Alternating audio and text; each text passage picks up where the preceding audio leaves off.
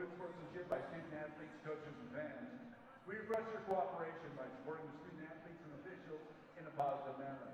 Profanity, derogatory comments, or other intimidating actions directed at athletes, officials, team representatives, or other fans will not be tolerated and are grounds for removal from the Child Center. The University of Portland has many traditions, but bad sportsmanship isn't one of them. We appreciate your cooperation in creating a safe and positive game environment. The University of Portland Athletic Department denounces all racism, social injustice, and discrimination. The department is working collectively to address issues of systemic racism internally, on campus, and in the community with change, justice, equality, and education. Visit portlandpilots.com/DEI for more information. Thanks to our partners at Karaoke Bowls, when the Pilots hit 8 or more threes in any game this season, everyone in attendance gets a coupon for 25% off their next bowl. Tune in to your radio dial to 910 ESPN Portland throughout the season to catch all Pilots men's basketball home and road regular season games. That's 910 ESPN Portland Radio, your home for Pilots basketball all season long.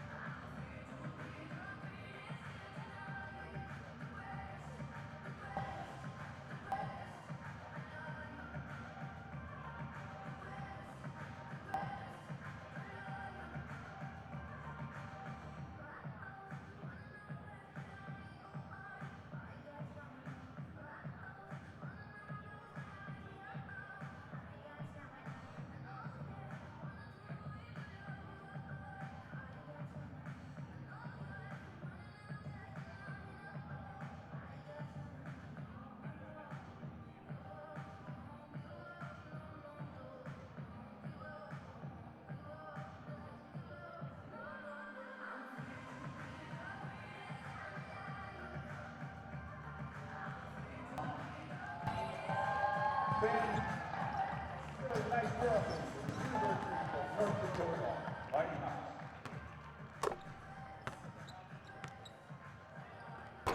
Ladies and gentlemen, welcome back to your Portland Pilots.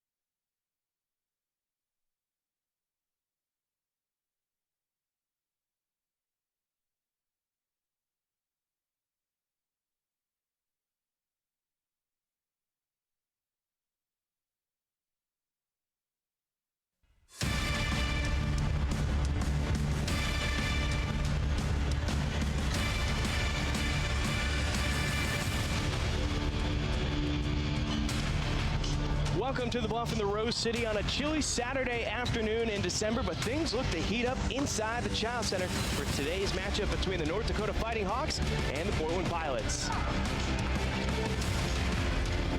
Welcome inside the Child Center on the campus of the University of Portland. I'm Brian Slyke, joined by former pilot assistant and Division I head coach Joel Sobotka, and we're thrilled that you're joining us today for our game.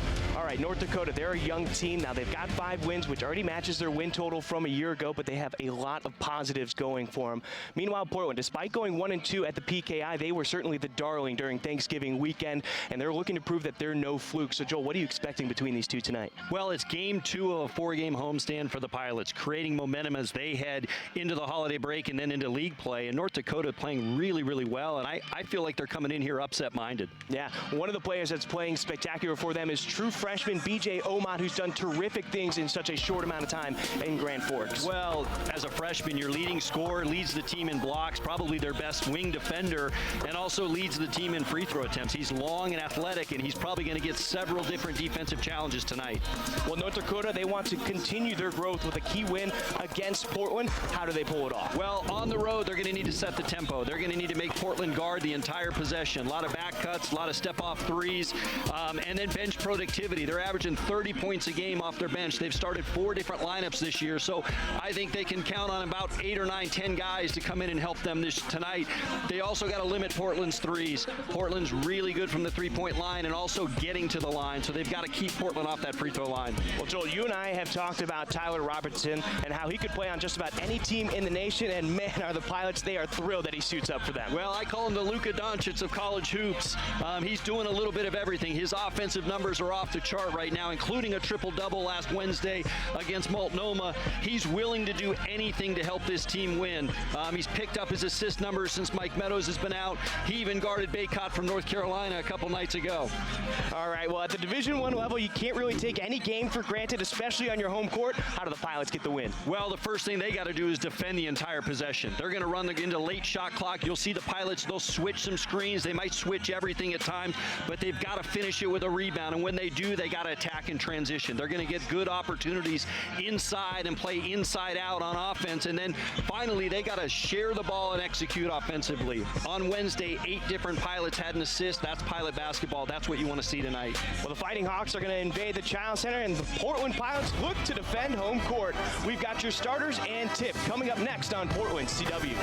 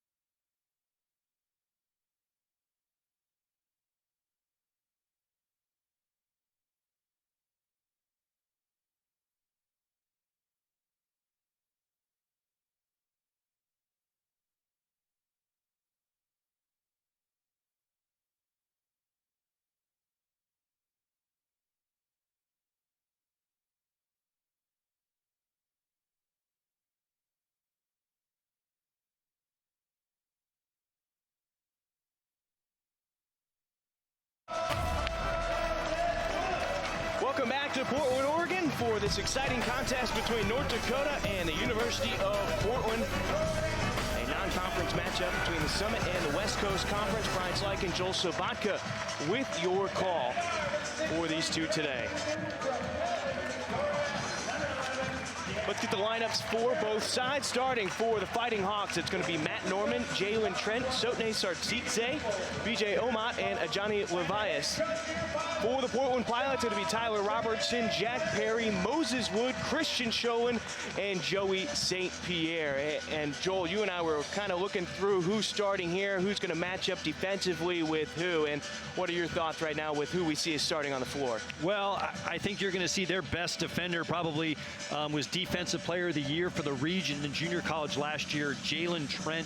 I would imagine he's going to draw the assignment on T-Rob, and we'll see from there. And I think you're going to see B.J. Omat, another long defender, and Moses Wood kind of match up as well.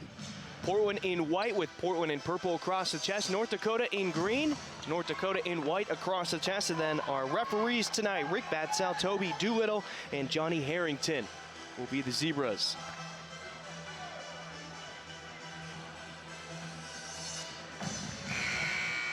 I think it'll be interesting and a key tonight, too, to see how North Dakota defends the ball screens that Portland will set. They'll set a ton of them. They both run a similar motion offense, so they've seen it a lot in practice. And we get ready for the opening tip. It's won by the Fighting Hawks.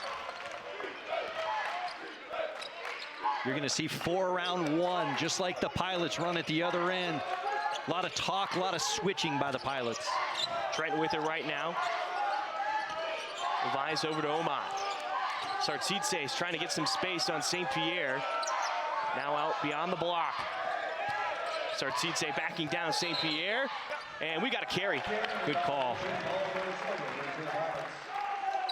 Yeah, Sotene's just as comfortable on the perimeter he is inside, but Joey's a big body. He's going to have a hard time backing him down. I think that might be one of the areas where they could exploit Portland, is getting St. Pierre out at the three-point line. Definitely. Into the corner, Moses Wood rattles out, ball still loose. Trent doesn't have it. Offensive rebound for Schoen. Love to see Christian rebounding early. Seemed like North Dakota was trying to move before they actually had possession of the ball. Off the screen, Schoen can't knock down the three. St. Pierre gives up the rebound to North Dakota. They'll look to attack in transition, see if they can get something easy. Trent gets blocked by Schoen. Perry, extra pass to Wood in the corner. Sartsitse comes out to defend. St. Pierre has a mismatch inside, and we got a foul call before the shot. That one's going to be on Levias, his first, team's first. Great reason to run in transition there. You get a mismatch. Joey gets a guarding him in the post, and you got to go in there to him.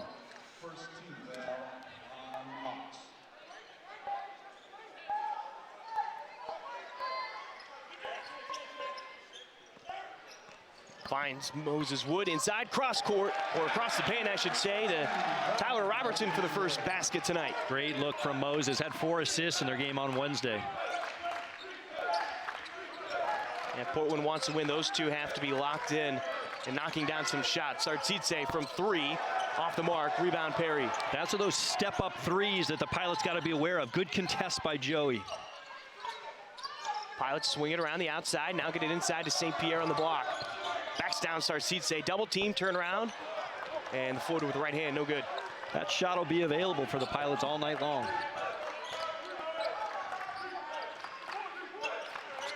Omat on the near wing. Trent to Levias. Levias puts up the 3 over, Schoen knocks it down, hand in his face. Deep 3. You'll see the Pilots help off of Trent a little bit, not a three-point shooter. Here's the ball screen coverage. They're going to hard hedge every time. You might see Joey St. Pierre getting some touches around the rim because of it. Under 15, the fadeaway from Wood. That's short, off rim, and a rebound by Christian Schoen. His second offensive rebound so far. Robertson gets the screen, gives it up to Wood. Thought about getting it inside to St. Pierre. It's Jack Perry off the mark. Got a foul on the floor. And it looks like it'll be North Dakota number 10. So Sartsitse picks up his first foul, team second. Push on the offensive rebound, but you saw there St. Pierre roll into the rim. They got help from Norman, which opened up a wide open 3 for Jack Perry. Vasilij Vucinic checks in. St. Pierre will get a quick breather. Great pick and roll to Vucinic, and he gets it to go. Not quite the dunk he wanted, but it's still 2 points. Good, strong finish.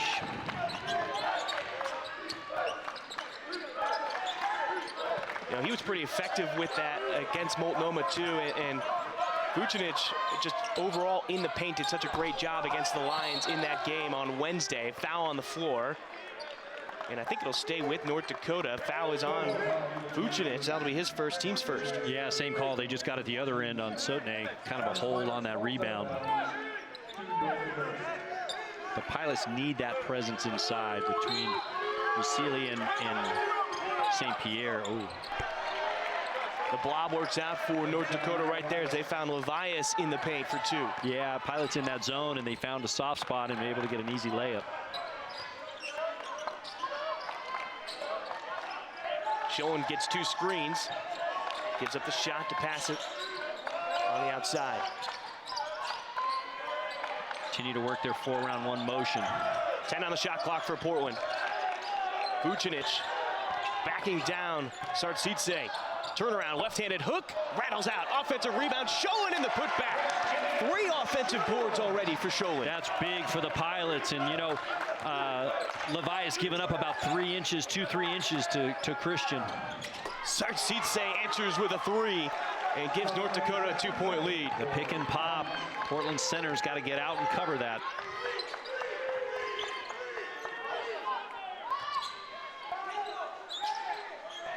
Under 20 on the shot clock for Portland.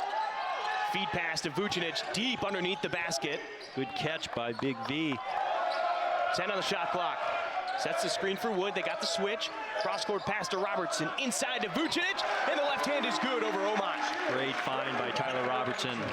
Delivers it right for an easy basket for the Pilots. Robertson had 12 assists against Multnomah. That was a new career high, part of that triple-double he had.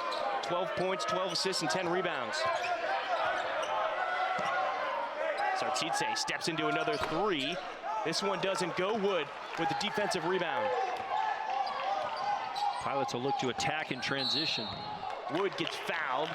It'll be on Omat. That'll be his first, team's 3rd. And that'll send us to the break. 8-all, 15-16 left to go in the first half. A tight contest between these two. We'll be right back on Portland CW. Vucinic, another basket inside.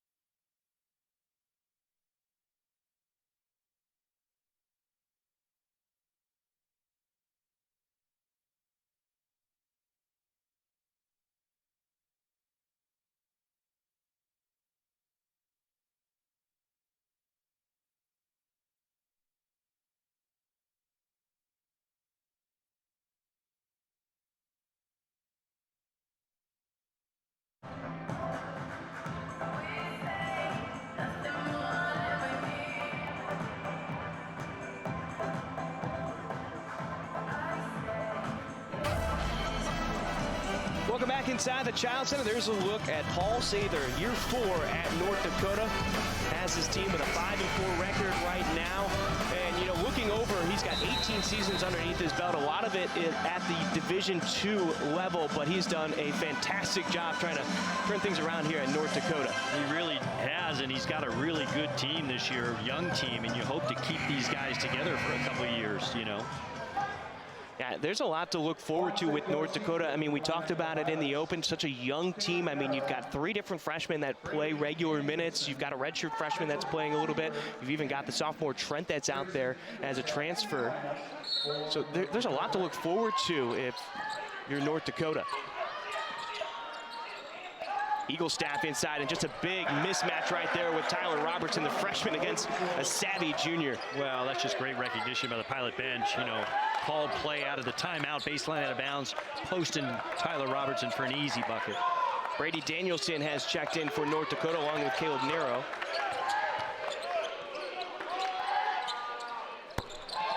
Knocking down the triple, it's Levias. Got to crowd him a little bit. You got 3 different bench guys in, and like I said, North Dakota averages 30 points a game from their bench. Eagle staff called for the foul. That'll be the team's 4th, and Levias already with 8 points, 2 for 2 from deep. Yeah, it's a tougher matchup for Scholin to be able to step out on the perimeter and make sure he defends the 3 and also the drive. Danielson coming in, number 15 for North Dakota, brings a ton of energy for this group, leads the team in steals off the bench. Gorosito gives it up to Wood off the screen, no good, and Vucinic will get the offensive board. That's 4 now for Portland overall, and we're not even 6 minutes into this game. Vucinic showing some strength getting to the basket. Great drive by Vucinic. That's what the Pilots need, that inside presence. Danielson putting up the 3 over Vucinic, and that's something that North Dakota will like to see, that mismatch, trying to get Portland's bigs out at the 3-point line. Yeah, that was Mitchell Suker stepping in, and it's that back screen. They step off, and, you know, a big defender, your natural reaction is to help on the back screen and not defend the 3. Wood off the screen, has an opening in the paint, gives it up to Vucinic, and good footwork right there to not step on the defender, and now we've got a flop call, so that'll be a free throw for Portland.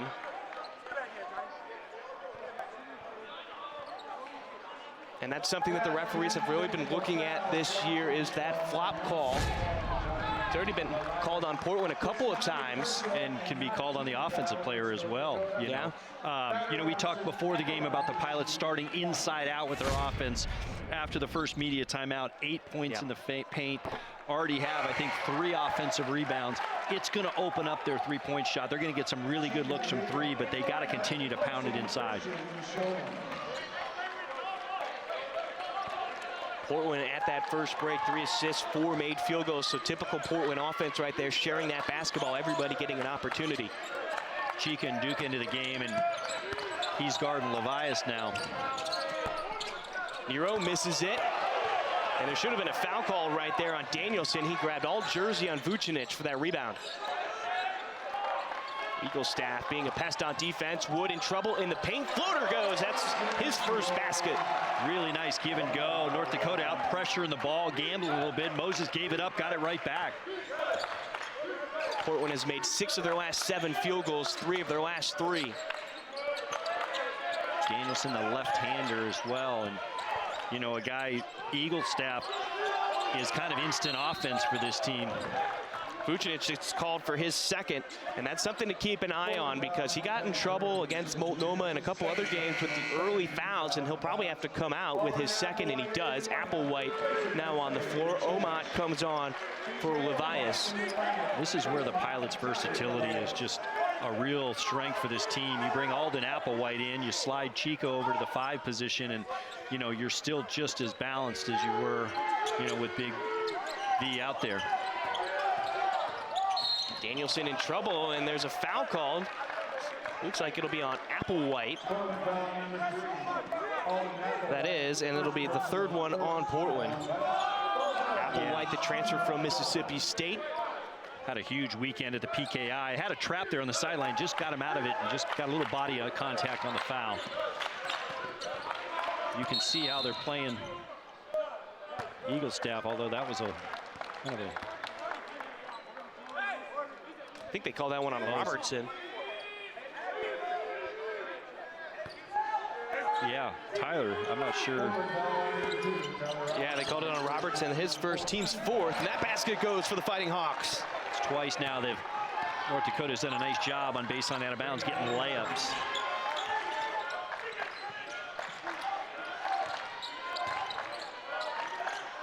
Applewhite with it, gives it back to Wood, thought about the shot, now drives inside. The floater off the glass, no good.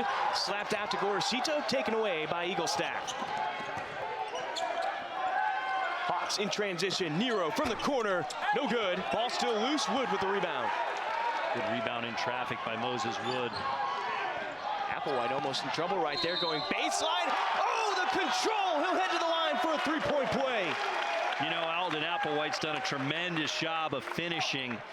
Second on the team in free throw attempts. He's shooting 65% on two-point field goals. That's exactly the shots he's taking right there. Yeah, we saw it so often during that PKI tournament. And his ability to, he can shoot it from the outside, but his ability to attack the rim and get to the free throw line, like you were just talking about, is a huge addition for Portland, especially when they're missing a guy like Chris Austin, somebody who would attack the rim himself, get to the free throw line a lot. And without having Austin on the floor, Applewhite has been a huge addition. Pilots doing a nice job switching and communicating. Oh, Robertson just picked up his second, and that'll be the team's fifth. Calling things really tight to start this game, which the players need to adjust now. If you want to stay on the floor, you got to adjust. Jack Perry will come in. Robertson will head to the bench.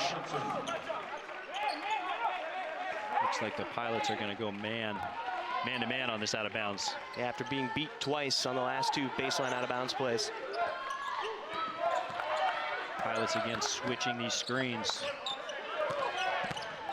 Suker, good spin move inside, beats Gorosito in the paint. Saw he had a mismatch and attacked Gorosito with the dribble and got right to the front of the rim. Pilots up by 1, under 12 until halftime.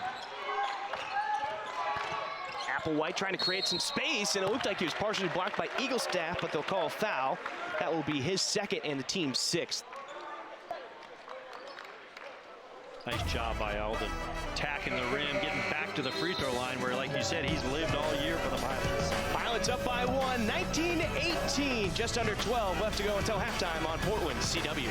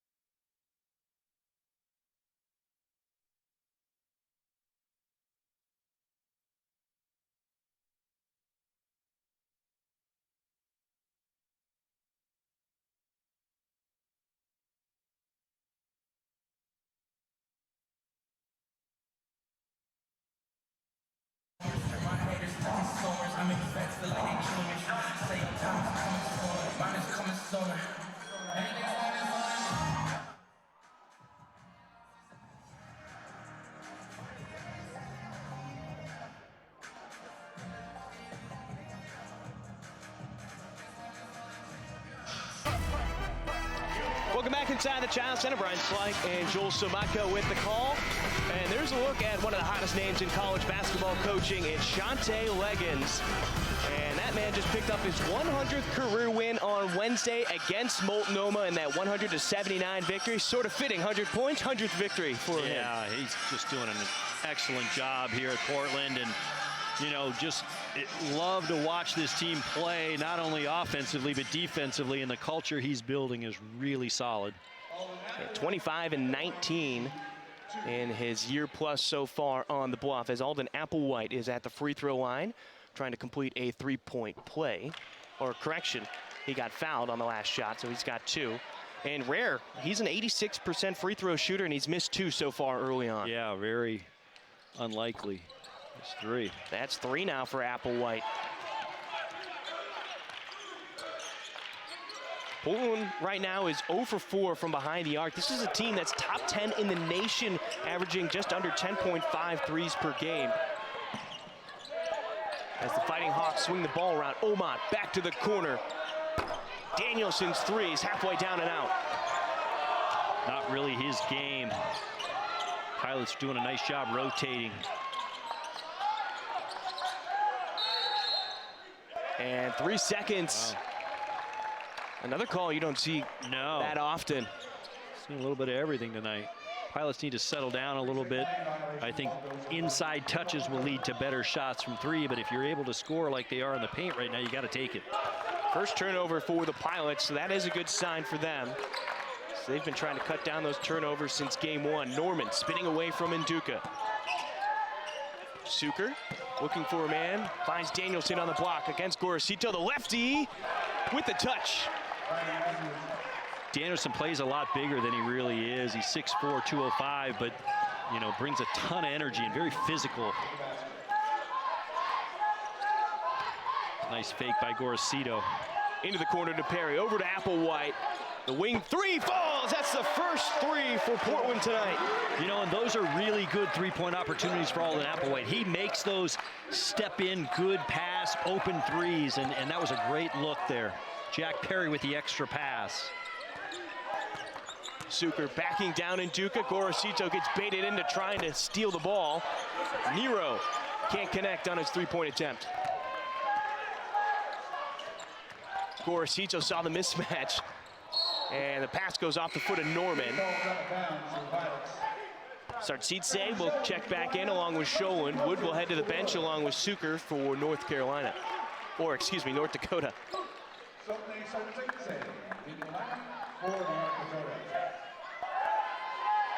I could see them going inside to Sartsitse against Chika a little bit. See who the matchup is. Probably going to be Chika guarding him, possibly Sholin.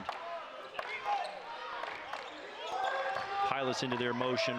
Sholin's trying to fight for position against Omot right now. Gorosito goes baseline, under 10 on the shot clock, behind the back pass to Sholin. The assist will go to Gorosito. What a look by Wanse, but Christian doing a nice job getting deep position on Omot.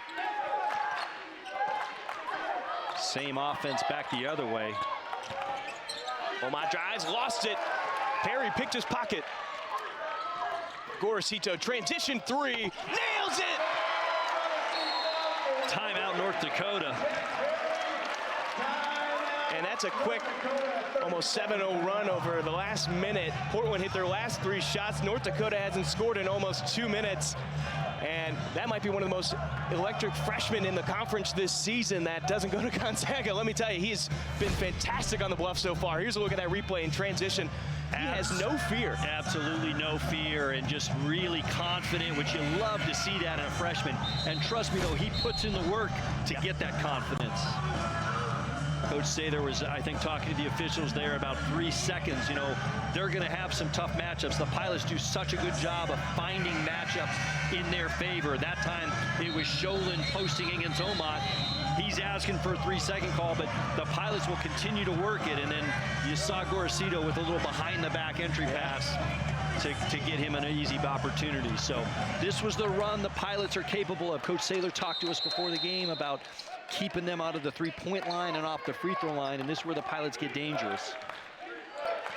Well, North Dakota out of the timeout trying to answer after an 8-0 run over the last minute 15 by Portland. Going inside to Sotne. That's that mismatch you were talking about. Sartsitse gets called for the charge, and Nduka doing the dirty work right there. We call that Chika doing Chika things. You know, he fills up a stat sheet with so many things. They don't always show up in the newspaper, but taking charges, drawing fouls, diving on the floor, he does a little bit of everything.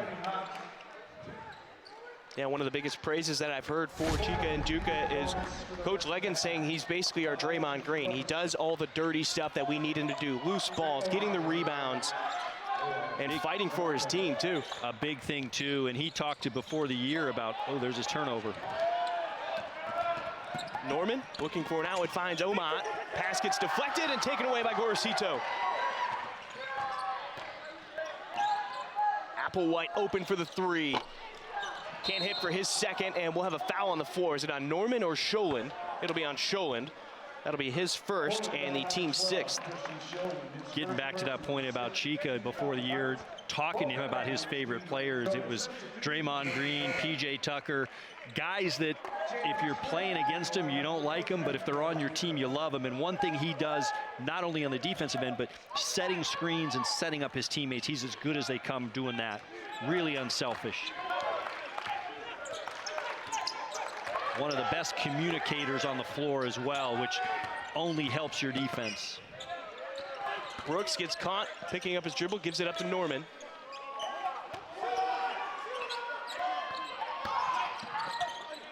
Schoen got his hand in there, knocked the ball away. A lot of contact, no call. Pilots will push in transition. Screen by Nduka. Cross court to Perry. Gorosito passes up the three, drives inside, fake pass, and he gets the finish. Nice finish by Gorosito. Fake to the corner to Perry. They overreacted the three-point shot, and he gets to the rim. He's really playing well for a freshman. I mean, that opens up because of his play over the last 10 to 12 days, his ability to shoot that three. We saw it against North Carolina, Villanova, and Michigan State, and so you have to respect that. If you look at his stats, three-point percentage, you're going to play him really tight, and it makes him a better driver. Portland's on a 10-0 run over the last 2:45. North Dakota, 4 turnovers during that span. We've got more action coming your way on Portland CW.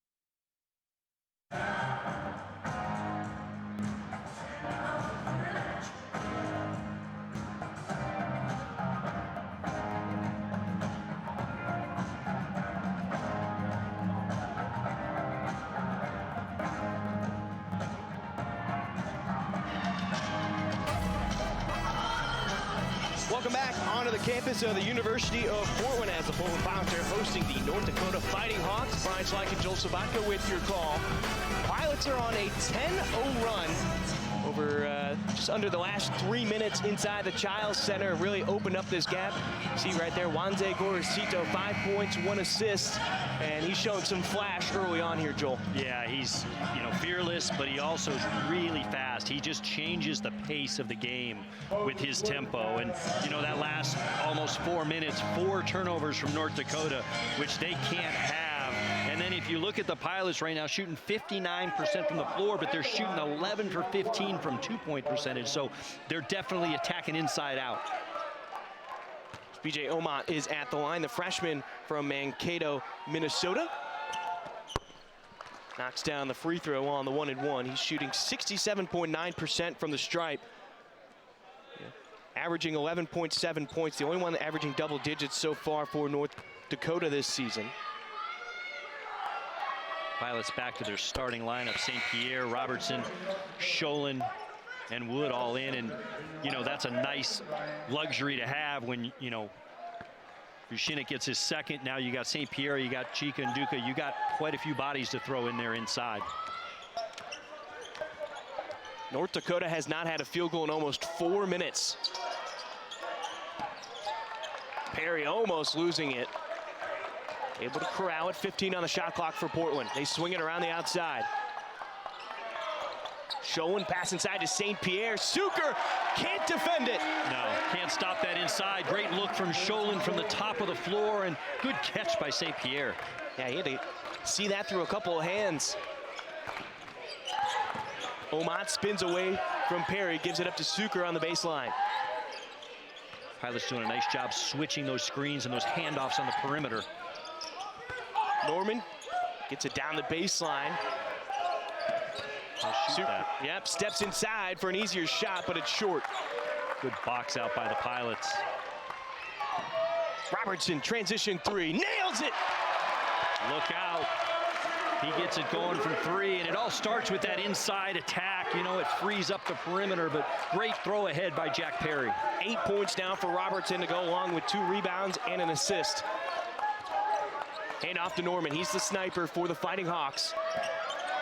You can see how they're playing Grant there, Trent just staying down, making him think about shooting. A great job by Perry.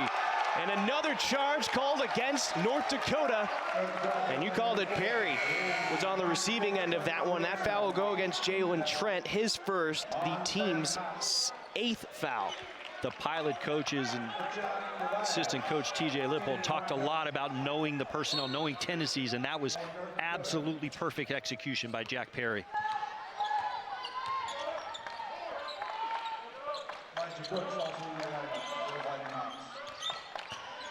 Brooks on defense against Wood.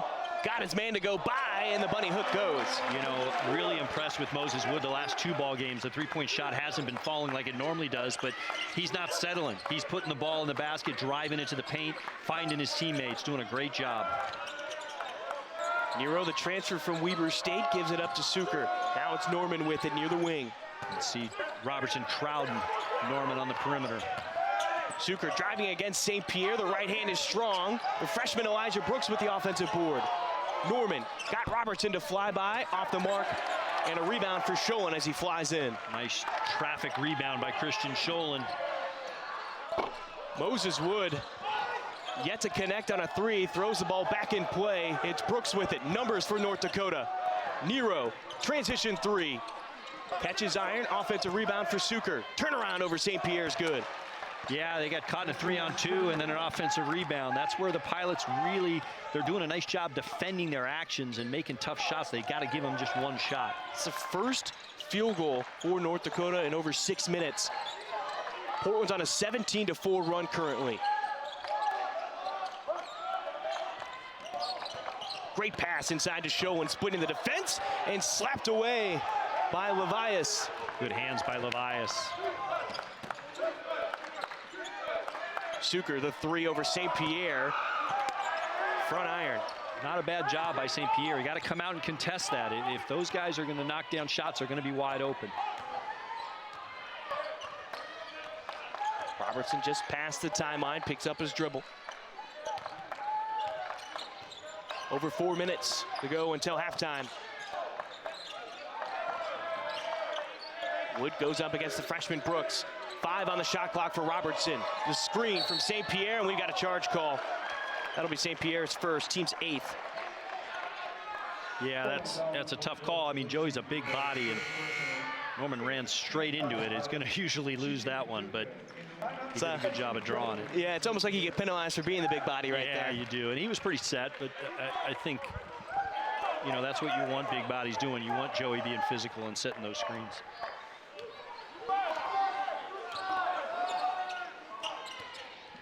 North Dakota only with a couple shooters on the floor right now. Looking to really attack with the dribble a little bit. Levias stepping back. Good job by Sholin. Levias has 8 points right now. Suker's the only one on the floor with points. He's got 7. Nero strong, and Suker another offensive board. 3 on the shot clock. Brooks drives off the glass and good. The freshman from Topeka, Kansas. Nice drive and finish there, and Suker's doing a nice job offensive rebounder right now. Keeping balls alive, keeping possessions alive for this team. Portland's up by 10, but they haven't scored in almost 2 minutes and 30 seconds. Feed to Nduka, cross-court pass to Perry. 10 on the shot clock.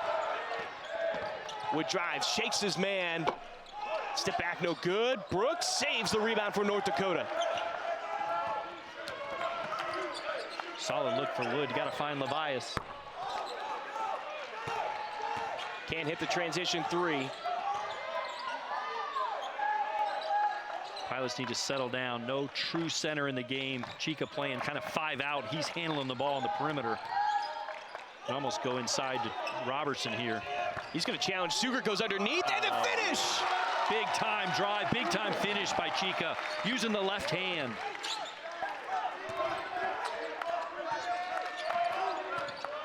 Perry doing a nice job. I Travel. think we got to travel, and we do. That one's on Brooks.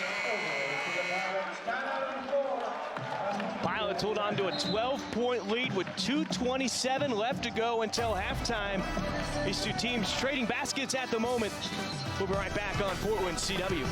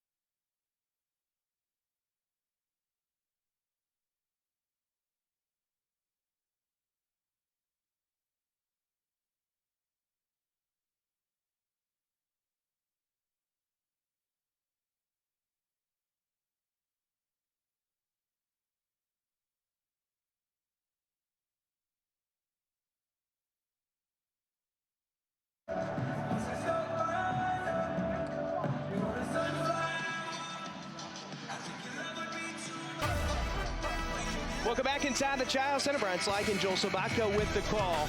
And Portland has got a 12-point lead because they went on a 17-4 run just a few minutes ago.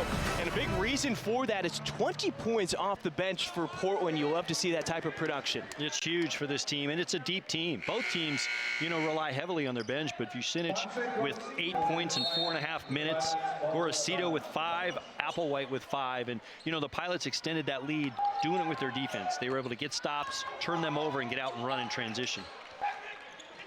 Chico was looking for Robertson. That's a mismatch on the block. Robertson's got the size advantage on Norman, and no shot.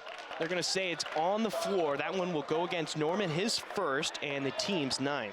Norman asking for a hook there, but I think he got caught up grabbing Robertson, but they'll go right at that matchup. Again, out of a timeout, recognize matchups. The Pilots do a great job of exposing that, getting the matchup they want for a high percentage shot. Robertson's at the line. He's an 83.6% free throw shooter. In fact, he's currently 3rd in the nation in made free throws, and now with 52 after that make. Yeah, he's still 38th in the nation. 2,700 players, I think, on KenPom.com. He's 38th in the nation in fouls drawn per 40 minutes. Goes 2 for 2 from the stripe. Good sub here. Don't want to get his 3rd foul, get Applewhite back in the game defensively here. Especially with these final 2 minutes right before halftime. Yep, good substitution there. 14-point lead for Portland. Just over 2 minutes until halftime. Now this is a better matchup for the big that goes out, although the switch right there, Suker can't get the best of the Pilots. Offensive rebound and the putback, though. That's his 3rd offensive rebound, and I think all 3 of them have turned into points for North Dakota. He's playing with a lot of energy. Suker now with 7 points, but what I was going to say is Nduka's a bit more mobile at that 3-point line compared to Vucinic and St. Pierre. The turnaround from Sholin, down and out. Good look there. Another deep paint touch for the Pilots. Levias gives it up to Brooks as the Fighting Hawks swing it around. Norman shakes his defender, shot short. Chika Nduka pause for that rebound. That's a man's rebound by Chika. In traffic, gets the Pilot transition game going a little bit. Levias on Nduka. Right hand goes. Nice little jump hook by Chika. Recognize there isn't a big shot blocker in the game right now. He can score that ball. Chika with 4 points and 2 rebounds so far. Pilots really pressuring and playing Norman as the shooter that he is, and He's tried to put it down and attack. Chica Hinduka denies Levias. Chica doing Chica things again. We saw him do that in practice yesterday for that exact moment. They knew that offense was working for North Dakota, and he came across for that block. Yeah, great help, great recognition. Times it perfectly. But Norman putting it on the floor, trying to attack Moses Wood. Not really his game. It's more of three-point shooting. Suker, a three from top of the key, back iron, and the long rebound for the Fighting Hawks. Too many pilots standing around. Got to get to those elbows and limit North Dakota to one shot. Suker finds Brooks, who was underneath. Tough shot around Nduka, gets it to go. And the freshman Brooks now with 4 points. A timeout called by Portland with 30.6 seconds left to go until halftime and a 12-point lead. Yeah, they've hurt the Pilots now several times on that play right there where the ball gets into the post, the Pilots rotate over to help, and they get a weak side cutter. So you have two weak side players, one of them cuts to the rim, and the Pilot weak side defender who's basically guarding two doesn't see that cutter, and they've ended up with layup. So a nice job by North Dakota. That's something the Pilots have talked about coming into this game. Well, how do they look into that more, prevent that backdoor cut for a basket? It's more awareness than anything. You know, it's challenging to be able to guard two over there, but only one's cutting. You take the cutter, and then I think they can do a little bit better job with ball pressure, bothering that pass so it's not so easy. It can't just be a direct pass to the rim. Pilots here with 30 seconds, you know, basically the entire shot clock. Interesting to see what they draw up here. Well, they can certainly hold it for that final shot. There's 0.6 seconds between the shot clock and the game clock. He brought Robertson back in for Chica offensively, so we'll see what they get here. Could get a look right here at Robertson posting up. You see North Dakota adding full court pressure as Danielson in the face of Robertson. Danielson, one of their best defenders, energy guy, really, really aggressive. Applewhite near half court, letting the clock run. Set the ball screen here. Applewhite drives, gives it up to Schoen. Corner, got his man to jump. And Schoen tried to jam it, and I think he's going to get called for the foul. No, I think he might have been in the restricted circle. You're right. It's going to be a foul on Levias, his second, the team's 10th, because he was in that restricted circle. I think he was. I mean, that would be the only reason. Christian took off from outside the lane. I thought if he ever got to the rim, that was going to be a highlight reel dunk.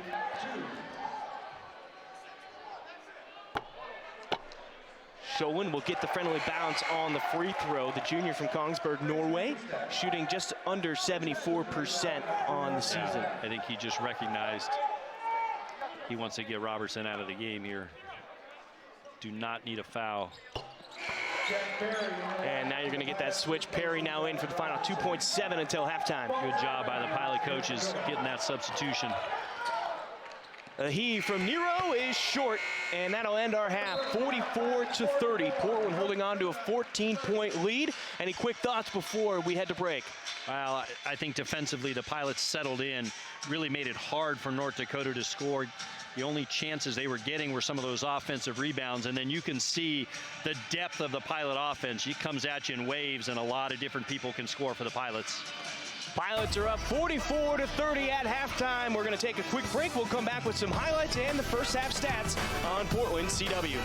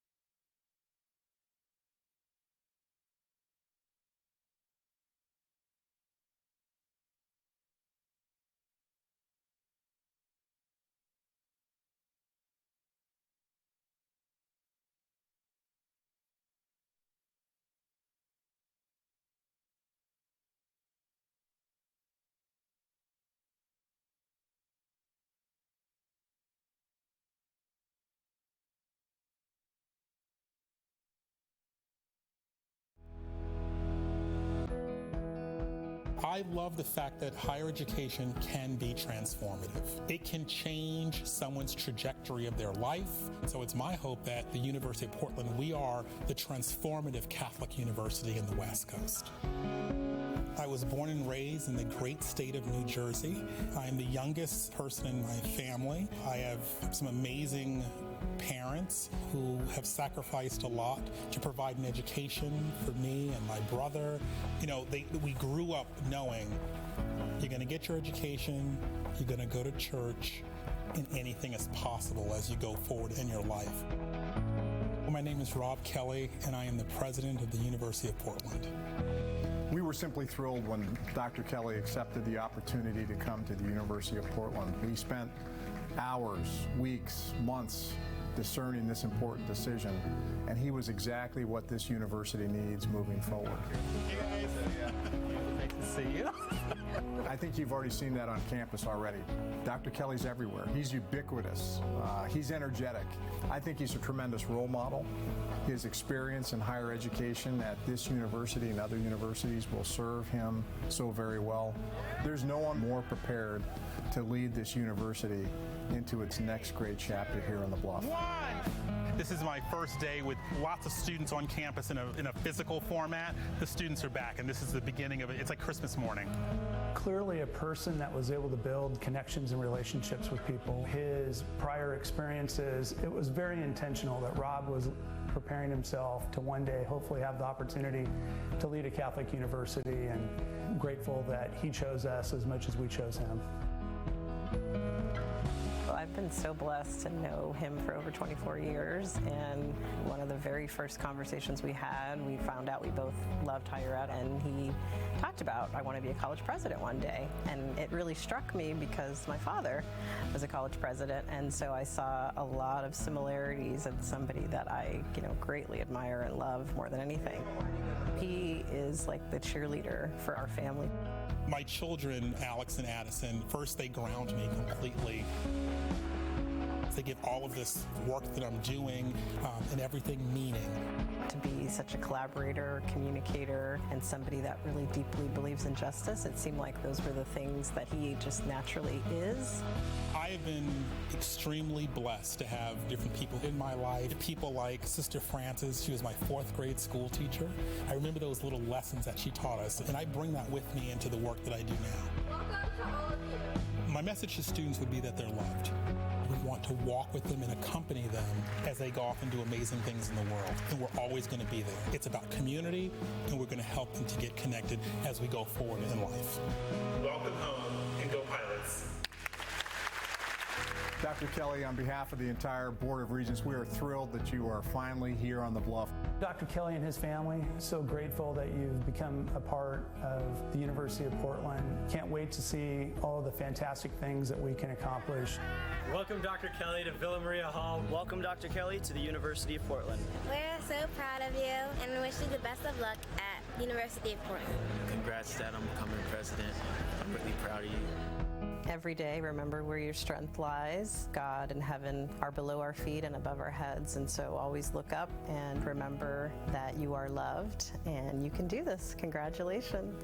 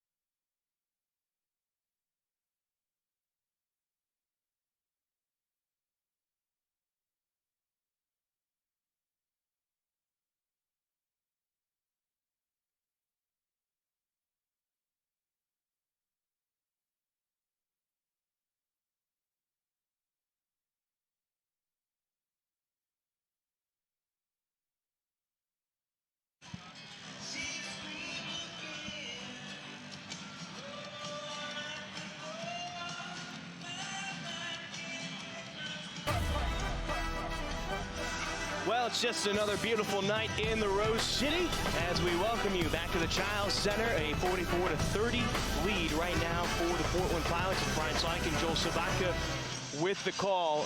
And Joel, it was sort of back and forth in those early minutes of that first half, and then the Pilots went on a 17-4 run, really got some separation from North Dakota. But your thoughts on that first half? Yeah, I thought we talked early before the game about keys, about the Pilots defending for that entire possession, and they really did that during that stretch. Not only did they force North Dakota into some tough shots, contested shots, they limited them to one shot. They also turned them over, got out in transition, were able to get some really good opportunities and increase that lead. Yeah, one of the nice things that Portland was doing was they're getting points in the paint, and they got 30 of them in that first half based off of plays just like that. Vucinic had 8 points, most of them coming in the paint, and then plays from Alden Applewhite as well. I mean, the bench has been a huge production factor for the Pilots. Yeah, 22 bench points for the Pilots, and like you said, 30 points in the paint. You know, we're used to the Pilots shooting the 3 for 9, but sometimes the game and the opponent's strategy will dictate where you go. The Pilots need to be able to establish that inside presence. They're doing a great job of it. That will open up three-point shots. We know they can shoot threes. You might see some more opportunities here in the second half, but for a team like North Dakota, the way they stay in this game is if the Pilots just get three-point happy and they just start shooting threes and they're not hitting them, North Dakota can go the other way. So a really good strategy by the Pilots of not only attacking inside, but finishing inside as well. Well, that's a dangerous game to play, to let Portland shoot open three-point shots, because even though they haven't made them in the first half, 3 for 9 like you said, but they can get hot from behind that arc in a quick moment. Here's a look at some of the stats through that first half. Portland shooting lights out, 60% from the field, 18 of 30. Just that 3 for 9 from the three-point line for a team that's making about 10.5 threes per game. That's slow for them, only at halftime. And what you really like to see is the rebounding production. You like to see that Portland's got more than North Dakota in that first half. Yeah, if you take Mitchell Suker out of the game, he had 3 offensive rebounds and 9 points for North Dakota, but the Pilots doing the job on the boards, and then also, you know, contributing by guys getting inside touches in the paint. You know, that's what you want to see, but limiting the North Dakota to one shot, you know, and that's not just one guy rebounding. You look at the rebounds for the Pilots, and 7-8 guys have a rebound, and we talk about calling it gang rebounding. You can't get in the gang unless you get a rebound. Well, the Pilots got a big gang right now. Well, there you look at some of the other stats going on. Points in the paint, 30-16 for Portland. Bench points, again, a big contribution for the Pilots so far. They had over 60 points from the bench on Wednesday against Multnomah, 22 in the first half. Right now, we're just about 3 minutes away from the start of the second half between Portland and North Dakota, as the Pilots looking to hold on and get another victory for Shante Leggins and his crew. 44-30. We'll be back inside the Chiles Center in a few minutes.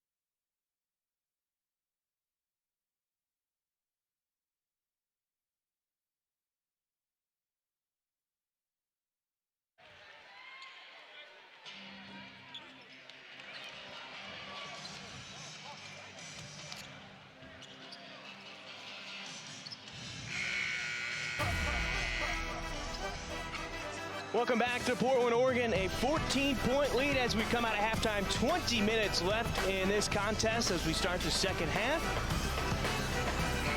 Portland broke away about midway through that first half, turning some turnovers into points as we were talking at the break, Joel. And they're looking to continue and add on to this separation. They're up by 14. Yeah, Pilots out of the halftime with a set play. Oh, nice hands. The steal from Trent. Gives it up to Norman, who gets his first points. Great start for North Dakota. Exactly what they needed to get some energy and get things going a little bit. We get Jalen Trent going. He was that Defensive Player of the Year back at his junior college. Played at Cochise College down in Arizona for Jerry Carrillo, who's in his 27th year at Cochise. Just a tremendous program.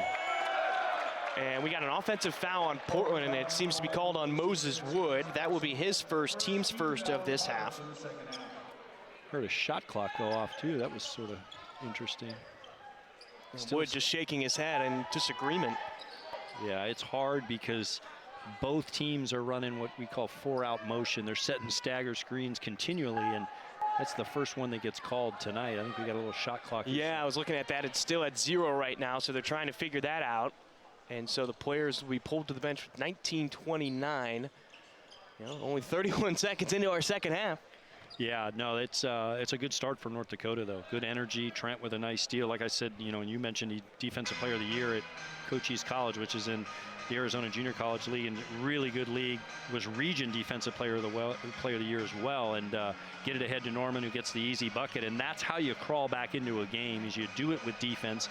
You get some stops, you come down and you get some easy opportunities. You create that offense from your defense, and they've been having a tough time scoring against the Pilots in the half court, so that was a huge possession for them to kind of give them a little bit of lift and get this thing closer to getting it under 10.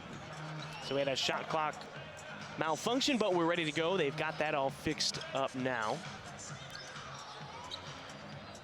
Pilots need to get this crowd energized. I look behind, I see several students now in the building, and I think the Pilots need to jumpstart their defense as well.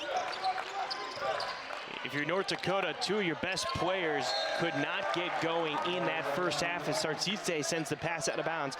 Sartite had 3 points in that first half, and then our player to watch for North Dakota, BJ Omat, only had 2, combined 5 points for the Fighting Hawks. Yeah, Sartite picked up the 2 fouls and ended up sitting for quite a while. That was a nice set by North Dakota. The Pilots defended it well, and the North Dakota turned it over. Pilots keep it outside. Perry, nice pass inside to St. Pierre. Can't finish. Rebound for Trent. Really nice entry pass from Jack Perry. Norman goes up and underneath, and a foul.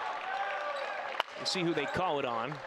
It'll be on Moses Wood, so that'll be his second in as many minutes, basically. And the second foul on Portland, actually 2 fouls in a minute and 2 seconds. Yeah, 2 quick ones on Moses, and he's had a couple games where he's gotten some early fouls.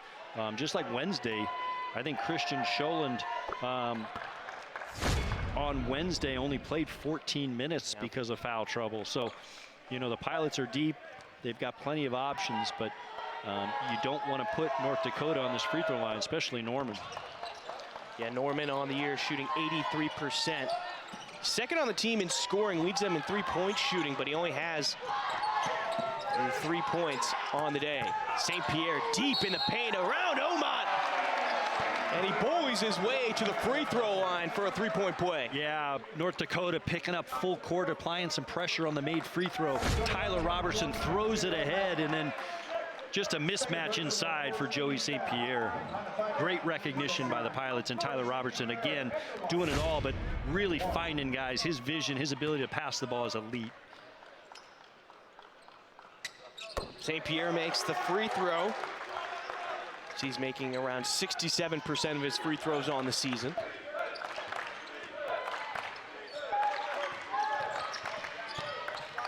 And if you want St. Pierre to be that much more effective, as Trent gets around Perry right there for a basket, it's those 3-point plays where he's not going to be putting up, 12, 15 points, but if he gets his 6, maybe his 7 points because he gets the free throw line, his Wood hitting the corner 3.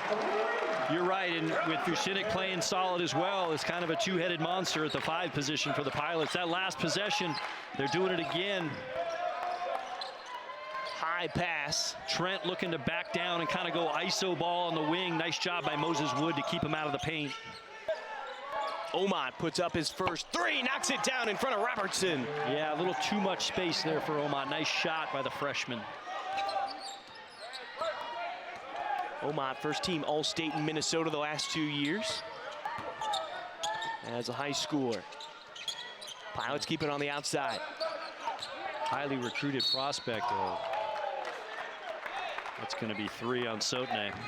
Yes, it is. And that'll be the second one on the Fighting Hawks in this half as well. Yeah, we were talking to Coach Saylor before this game, and you know, Omot got some looks from those high major programs, and then things sort of fell off for him, and he found what seems to be a good home for him at North Dakota. Yeah, great fit for him, and you know, you can see the skill, the athleticism. He's pretty thin, but you know, he's going to get stronger and only get better, and the experience he's getting as a freshman is huge. Robertson now in the paint, gets around Trent using the left hand off the glass. Yeah, that's a tough matchup for Trent. Robertson's so good at using his body to get to the rim. And you got 6'4", 190 going up against 6'6", 225. Robertson has almost 30 pounds on him. Yep. Good job defending by the Pilots. Good talk. Levias backing down Sholin. Really nice job by Sholin to not foul. Levias almost walked, got his own offensive rebound, gives it up to Norman. Couldn't go the distance on that three. Rebound for Robertson. That was defending the entire possession right there. Pilots did a really nice job. St. Pierre finds Robertson outside. Now he's battling for position against Suker. Sholin puts it back down!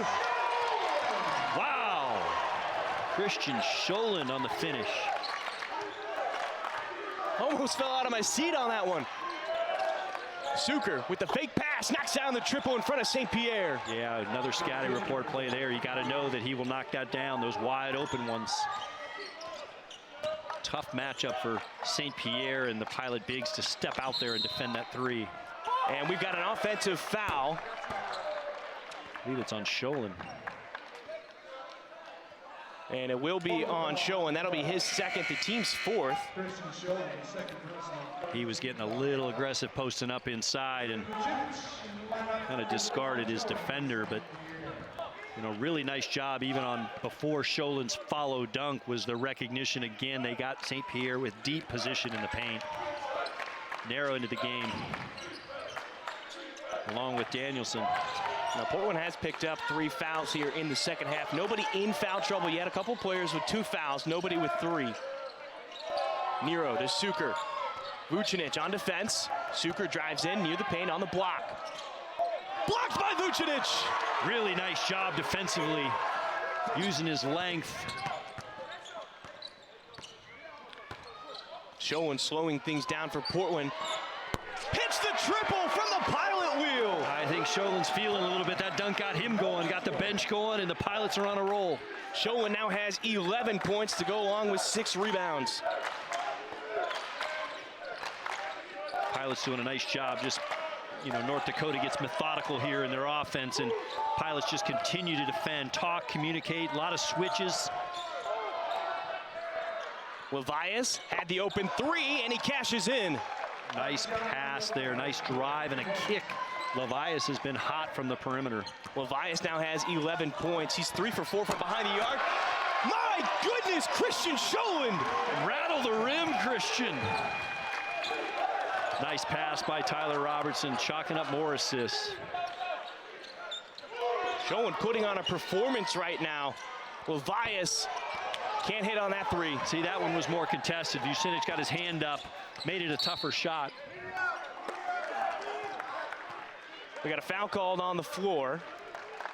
It's going to be Levias' third. Yep, that will be Levias' third. And the third on North Dakota.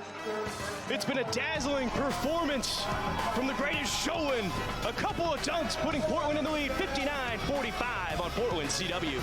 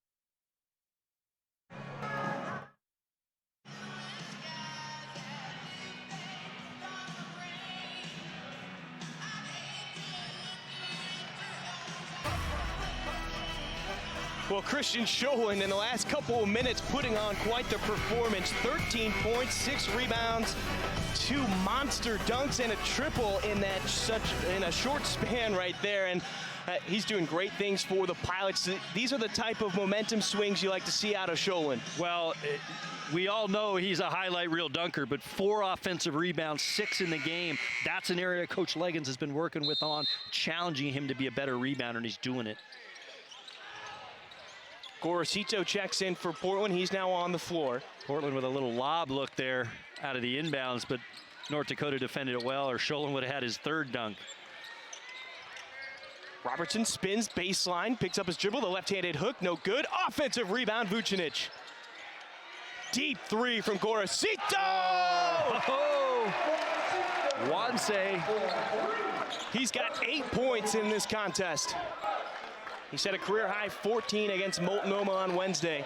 You know, it starts, though, with the Pilot offense running good offense, taking good shots. Then you get the offensive rebound by Vasily, and then you get the kick out for a 3. Eagle staff, good pass to find Suker as he split the defense. And Suker had a hand in his face. He'll head to the line for a 3-point play, and I think Moses Wood just picked up his 3rd personal, and he did. Really good patience by Suker. Kind of looked stuck for a minute, was going to kick it back out. The defense left. He pivoted back and finished. He's given them a huge lift off the bench tonight. Suker with 14 points. He has a chance to make it 15 with this free throw. He's an 80% free throw shooter. And this is a team that only had 5 wins last year. They already have 5 wins this year, but you bring back a guy like Suker who missed all of the second half of last year back into the lineup. He's just a valuable asset. He is, and he can play inside out. He's guarding big guys and doing the best job on the boards for this team right now. And North Dakota was picked 10th, which is last in the Summit League, but I think they're going to be pleasantly surprising. Definitely. Vucinic, tough spin in the paint. And we got a foul called on the floor first. It's on Suker as well, but see, anytime the Pilots can get that deep post position, I mean, he's in the restricted area catching that ball. It's going to be a hard time to stop him. Wood, the 3 off the inbound, knocks it down. He's got 10. And, you know, as much as the Pilots have played well, Moses hasn't had it going from 3 yet. Look out if that starts. 2 for 5 from deep, 4 for 10 in the game. He's got 10 points, 6 rebounds, and 6 assists. Those 6 assists ties a career high. Danielson able to find Suker across the paint. Touch shot no good. Vucinic rips down the rebound. Good defensive possession from the Pilots. Force a contested shot, come back the other way. Portland up by 17. We got another foul called. And is that on Robertson? Yeah. Yep. All right, that'll be his 3rd and the team's 5th.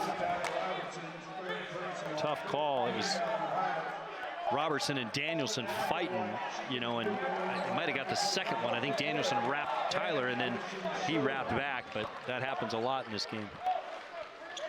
Applewhite and Nduka now on the floor for Portland.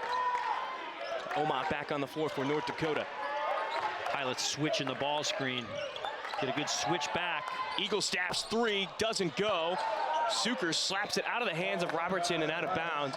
Gorosito got fortunate right there. He didn't leave Eagle Staff a lot of space to land on that corner 3. No, Gorosito had to really, that was a long closeout. He was coming off a switch, had to really get there and contest that shot as Eagle Staff's instant offense for this team. Another one of those freshmen that's a sharpshooter for North Dakota. Great feed from Vucinic finding Robertson. Yeah, excellent pass. Robertson again getting deep position. Pilots playing that same tune, points in the paint tonight. Robertson, team high 14 points. He's averaging 16 on the season.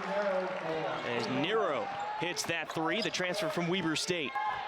He recognized he got Vucinic on him on the switch, stepped back, knocked down the 3.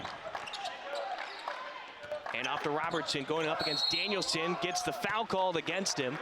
And so Danielson will pick up his 1st. And that'll be the 5th one on the Fighting Hawks.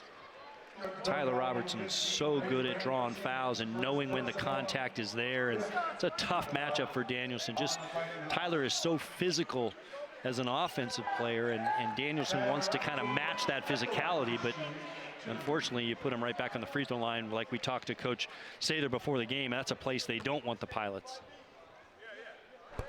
Robertson makes that free throw. Last year ranked second in the conference in free throw percentage. In fact, he had a streak of 34 straight free throws made. So very reliable at the line. 15 points, 5 assists. And the amazing thing is he's not even a point guard for Portland, but he's still finding the assist numbers. No, he gets everybody involved. He knows when he needs to score. He looks for those opportunities, but he also looks for his teammates first. Under 12, Nero hit the last three. This one gets front iron, rebound Robertson. Going up against the freshman, goes down on the baseline. Vucinic trying to create some space. The left hand from Robertson is short. Poked away. And Duca, the bunny goes with the feed from Vucinic. Nice pass by Vucinic. That's 2 in a row. He's made really nice passes to lead to baskets. Chica drawing the assignment on Omat right now. I don't know if you just saw right there, but Chica was all smiles. He's playing that mental warfare game that we love to see. Doing Chica things. Yep. Here comes Gorosito. He's not going to be shy. Applewhite splits the defenders, goes with the right hand. It's short. No call. Tough shot there. Danielson's a lefty going around Vucinic, using the left hand off the glass. Nice finish by Danielson.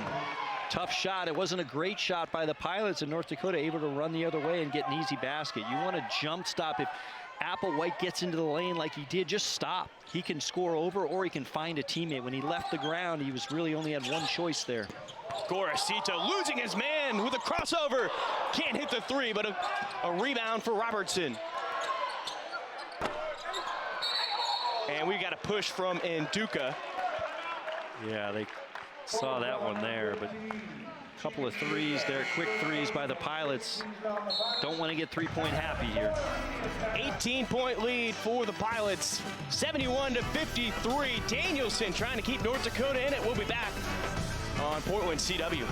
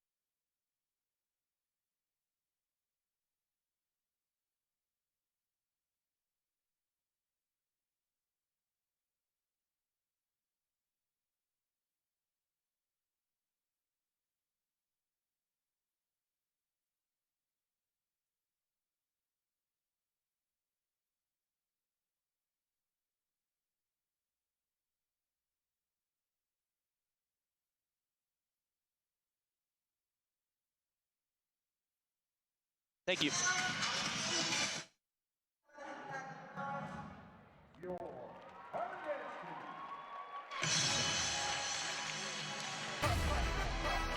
We welcome you back inside the Child Center. Brian Slyke and Joel Sabaka with your call.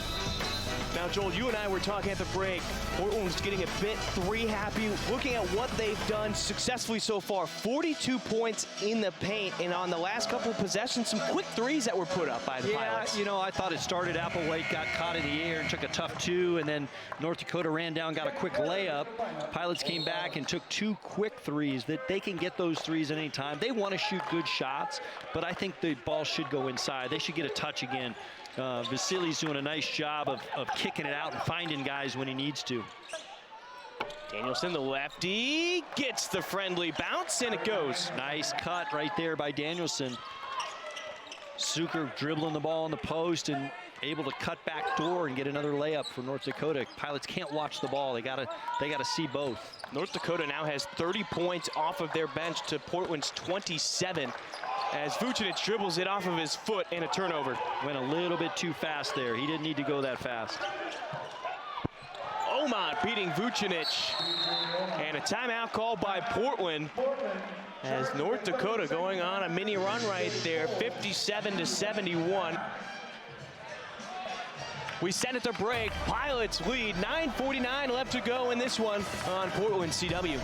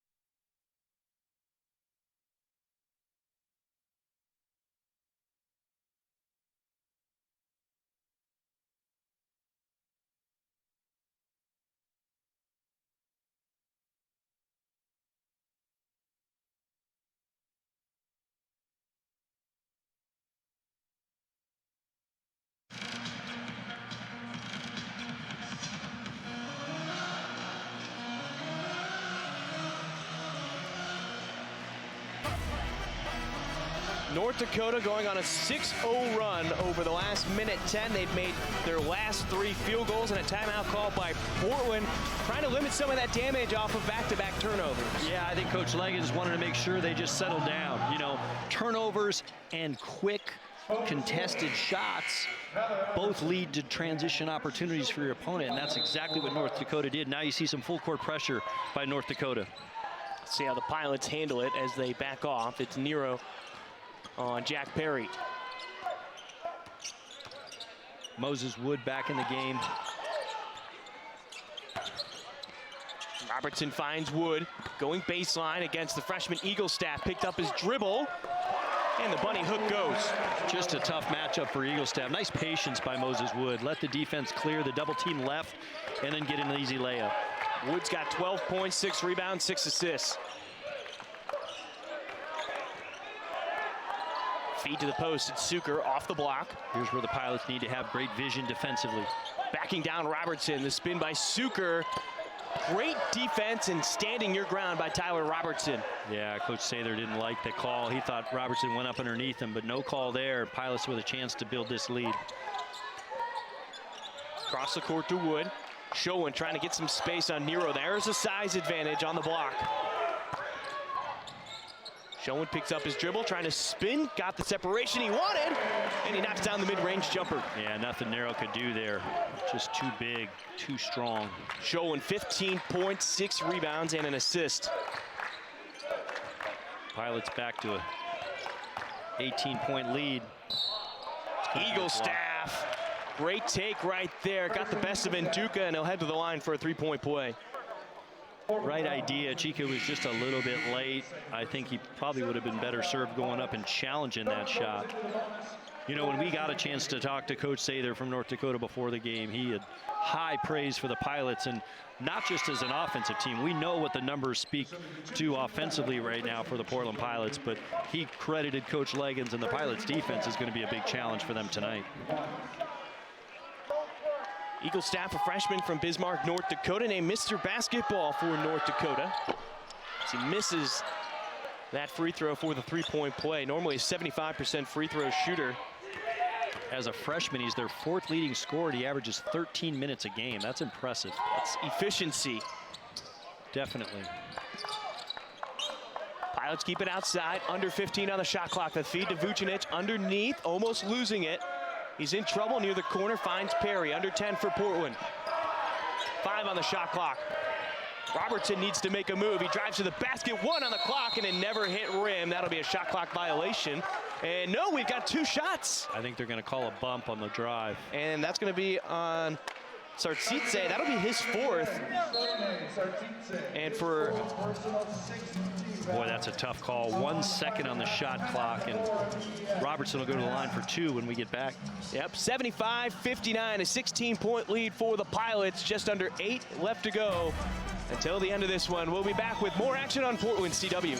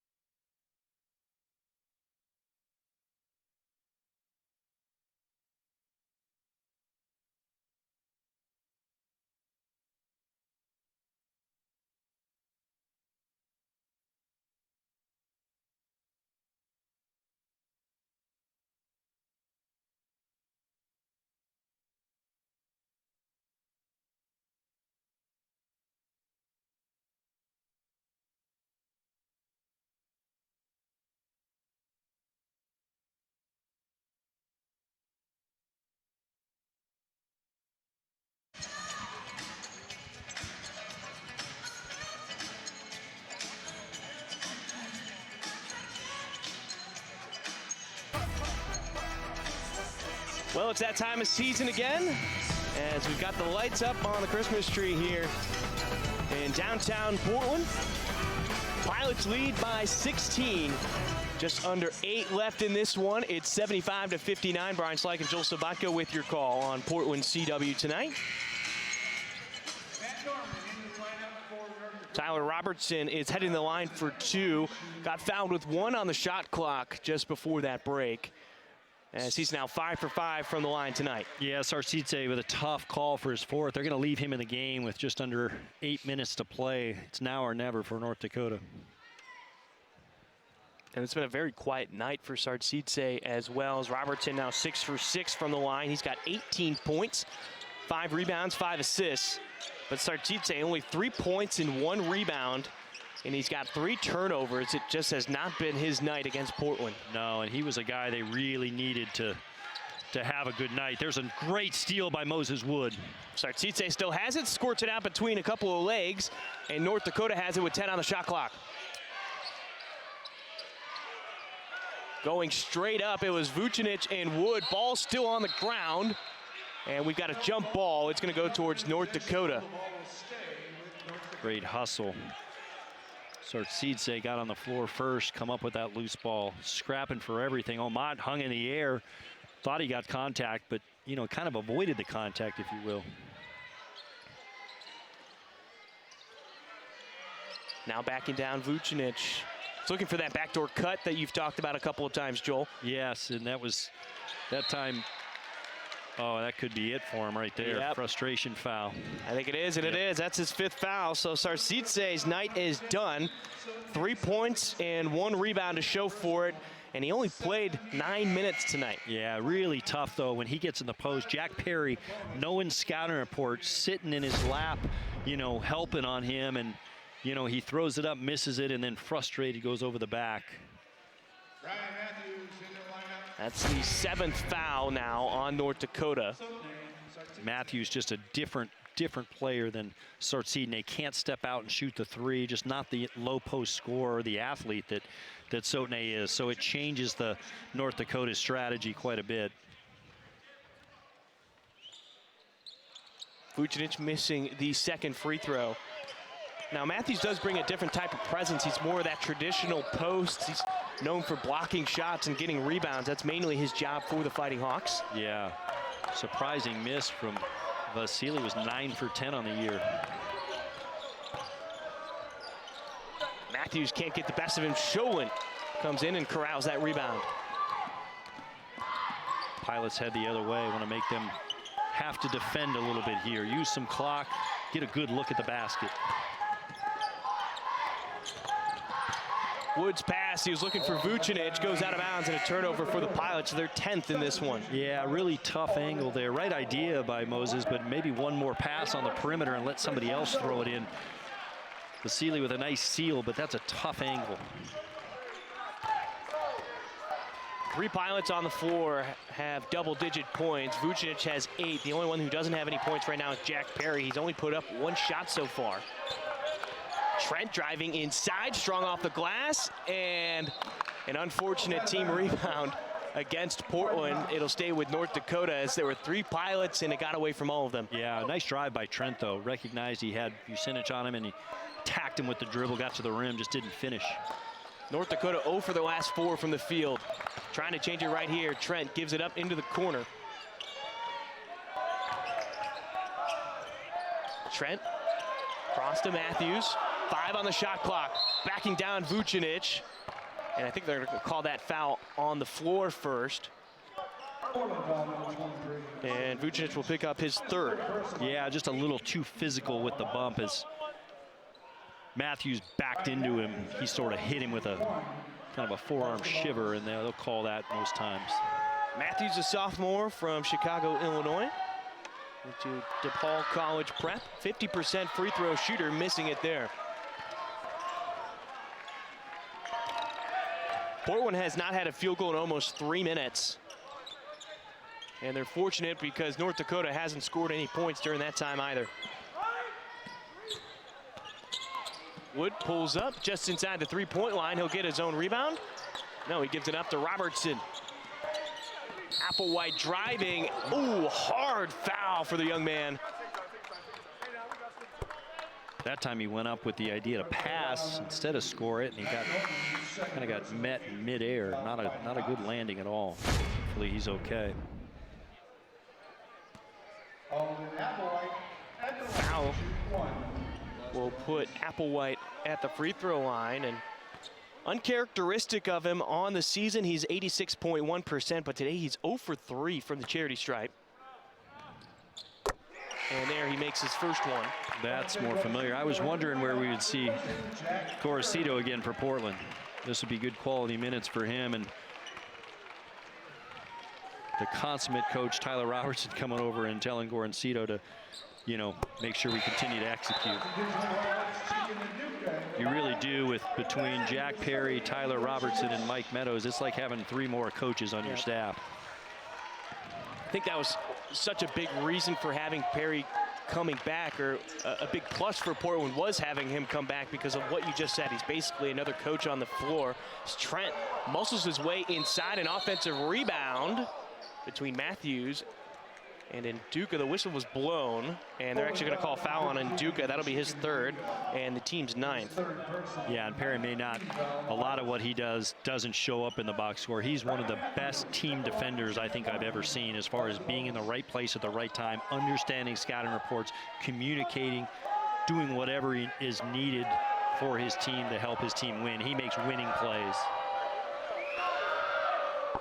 It'll stay a 20-point lead for Portland as Robertson gets the rebound.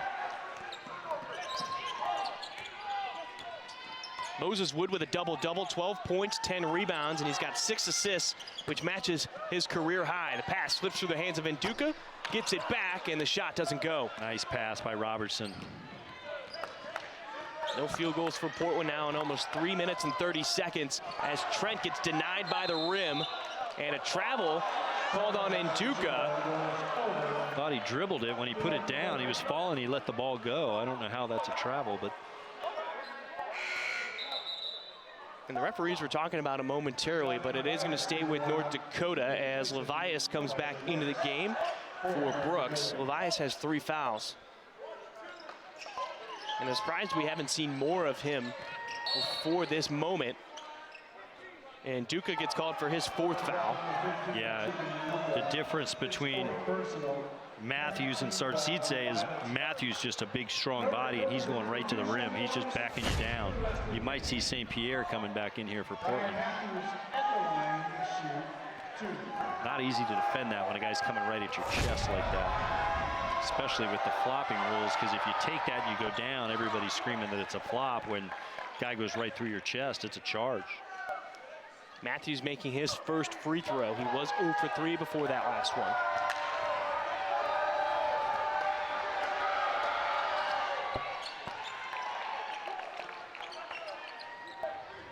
Moses Wood's done a nice job the last few ball games of getting other people involved, and he's such a dynamic rebounder as well. His athleticism, his length, he can go get you some really tough rebounds. Trying to get some separation against Levias. Finds Robertson in the corner. Can't knock down that 3. Good look, though, for Robertson. Normally, he knocks that down. Yeah, another good look by Wood, finding T-Rob in the corner. Pilots out running. Another opportunity, and it'll be 1 and done again for Portland as Norman comes down with a rebound for North Dakota.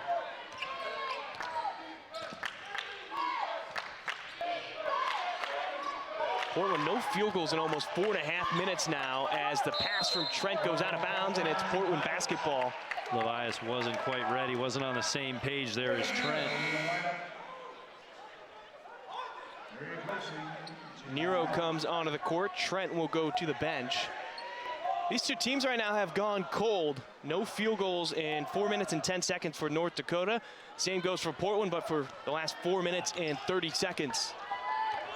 Yeah, both teams kind of digging in defensively. Pilots have taken a couple quick shots. They haven't really gone as deep. There's Juanse Gorosito. Dart over to Applewhite, and another 3 that's down and out. These are quality three-point looks, though. You can't be upset. You know, they don't really have a true low-post scorer in the game right now. And we got a charge called on Matthews. That'll be his first, and the team's 9th. That's what we just talked about. Going straight through your chest. Chica read that one, knew it was coming. Took it right in the chest, took the charge. Both teams playing defense here in the final couple of minutes. It's an 18-point lead for Portland on Portland CW.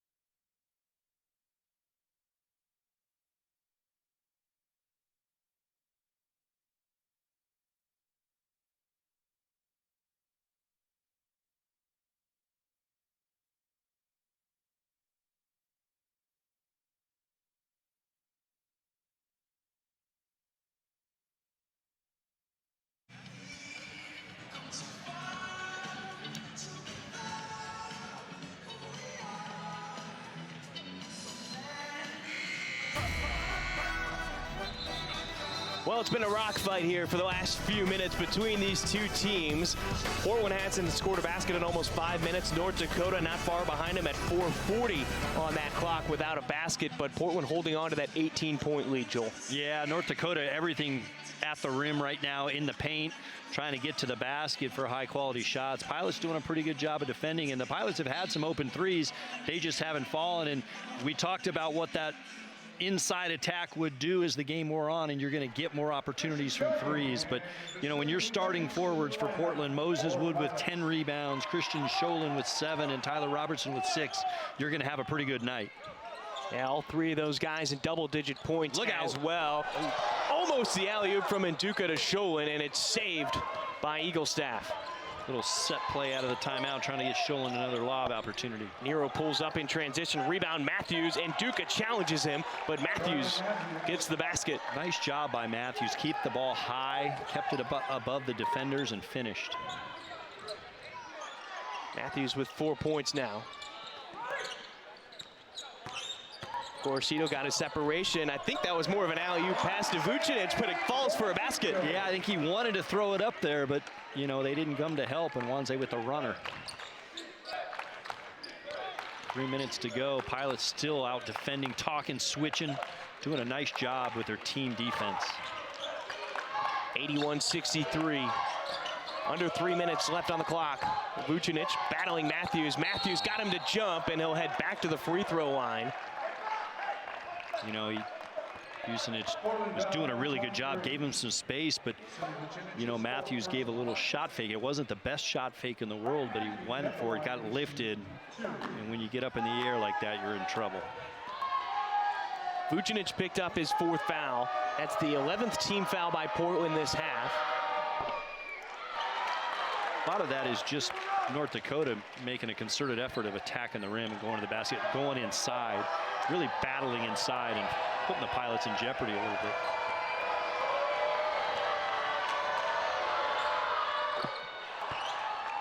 Matthews 50% this time around. He's now 3 for 6 from the free throw line with 5 points. Gorosito, Vucinic telling him to wait for that ball screen. He knows that he'll end up getting the foul if he goes too early. So a good talk, good communication by the Pilots.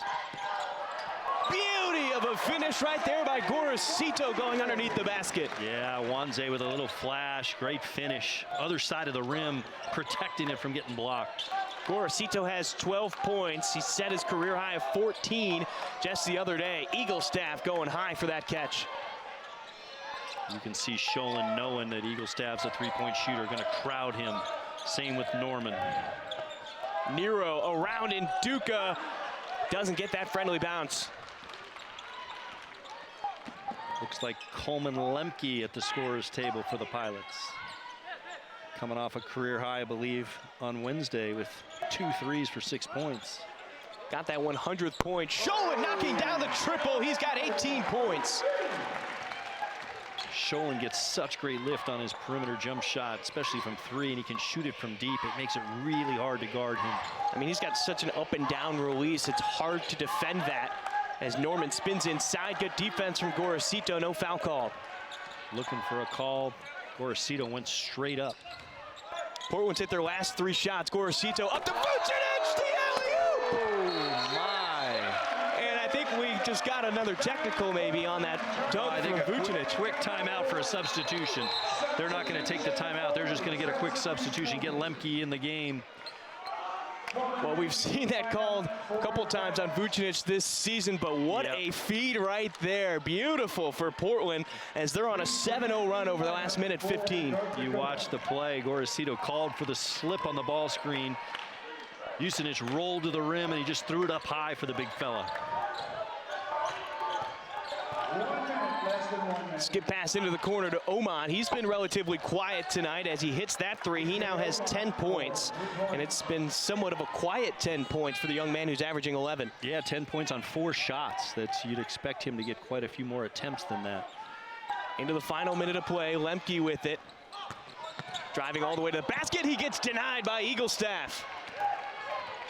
Eaglestaff is getting rewarded by running down the lane and getting the basket in transition. Yeah, great look by Norman, threw it ahead. Nice bounce pass for the layup. Applewhite in transition. Goes baseline trying to split the defense. A foul called. He'll go to the free throw line. Foul is called on number 52, Eaglestaff. That'll be his 3rd and the team's 10th. So Applewhite to the line for 2. Alden Applewhite at the line to shoot Applewhite continues to impress by getting to that foul line. Again, you know, I can't say how impressive that is to average 16 minutes and then be second on the team in free throw attempts. And he's shooting before, like you said, before he missed those first three, he was, I think, 86% of the line. That is such a weapon coming off the bench. He's responded by, after missing those first three, he's hit 4 straight now. Exactly. And like you mentioned, a real bonus when you lose someone like Chris Austin, who lived at the free throw line last year.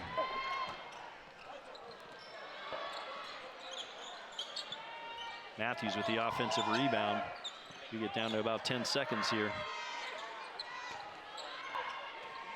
Omat, another 3 to the left. A rebound for Vucinic.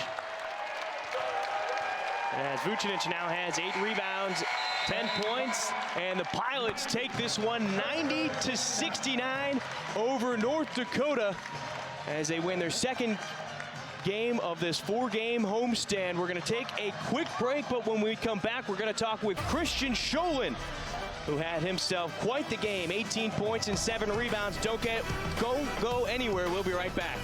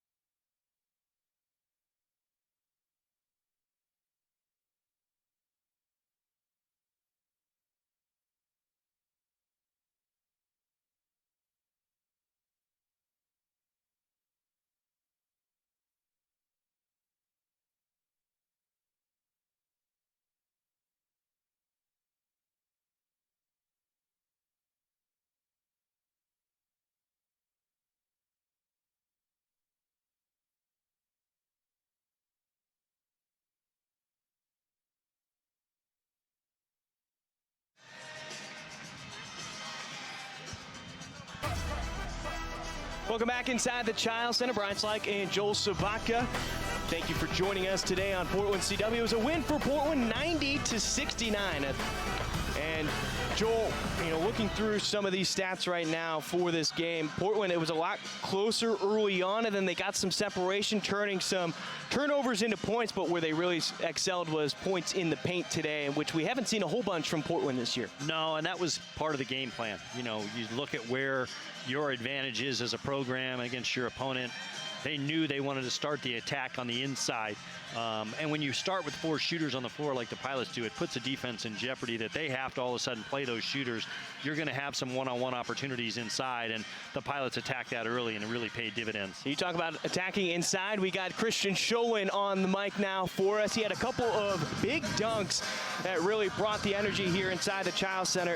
Christian, this team is a mixture of some young talent, some of the older veteran guys. What makes this group so special? We have all the experience, man. We just need to keep growing like we have been doing. But a lot of things to learn and just keep getting better every day. Christian, I know everybody in there is talking about those highlight reel Sports Center dunks, but I want to commend you on the fact that you had 7 rebounds, 4 offensive, and started the game with really, I'd say, 2.5 offensive rebounds. And I know that's something the coaches have been challenging you on, and I thought that was a huge bonus tonight. Really gave your team a lift, your rebounding. Yeah, I care more about rebounds and dunks, but I want to make it fun too. And so I got some tomahawk jams and all that. So yeah, we felt like you were going to get one of those sooner than later. You've been kind of up in the air in a different atmosphere, if you will, trying to play against above the rim, and tonight you were rewarded from it. But I thought, too, all the pilots, it was not an easy team to defend. You guys spent quite a bit of time in practice talking about switches and knowing personnel, and for the most part, I think the team did a really good job of communicating and really defending as a team. Yeah, we just need to keep getting better and then talk more and talk loud. Hey, Christian, reading a couple articles about this team, the mindset has changed so quickly on the Bluff. From what I've seen, TOD, Todd, tournament or death, what does that mean for your team? We just want to go get it, I mean, there's no way of describing it because it's tournament or death or die. I mean, come on. Well, we love it. Christian, thank you so much for your time, and awesome. Best of luck the rest of the way, all right? Thank you so much. Great game. That was Christian showing he had 18 points and 7 rebounds to go along with 2 blocks and a steal. He had a great afternoon. He really did, and he turns out a plus-minus. He's plus 23 on the night. You almost don't want to take him out of the game, but brought a lot of energy. And, when he's rebounding like he did, Moses Wood with 10 rebounds, Tyler Robertson with 6, and Vasily with 8, you're really you're doing a nice job on the boards, and that limits North Dakota to just one shot, and that's what the Pilots needed to do tonight, defend and get out and attack, and they did that. Well, team shot 56.7% from the floor. They were shooting 60% at halftime, so there really was no let-up really for the Pilots, and they picked up that three-point shooting. They hit 5 of them in the second half. Rebounding was a big one.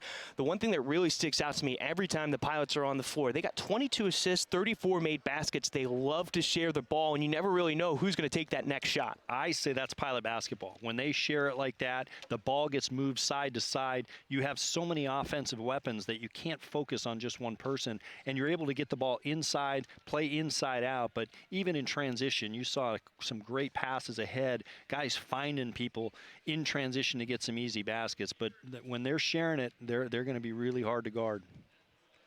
Well, let's take a look at the upcoming schedule for the Portland Pilots. They've got one coming up fast on Monday. They take on North Dakota State to see if they can win the trophy for North Dakota after taking down the Fighting Hawks. Then they take on New Orleans, a team that we saw them play last season in their postseason tournament. Then they head down I-5, take on the Oregon Ducks, and then their last non-conference game is against UC Riverside, which should be a good matchup for the Pilots. Yeah, finished with 2 road games before Christmas, and this is another opportunity, creating momentum as you head into the break and then you head into league play, and 2 more games at home. We'd love to see some fans get out here in the Chiles Center and get a little loud for the Pilots. Absolutely. That's Joel Sabatka. I'm Brian Slyke. Thank you so much for tuning in to Portland CW for our matchup between Portland and North Dakota. We'll catch you next time.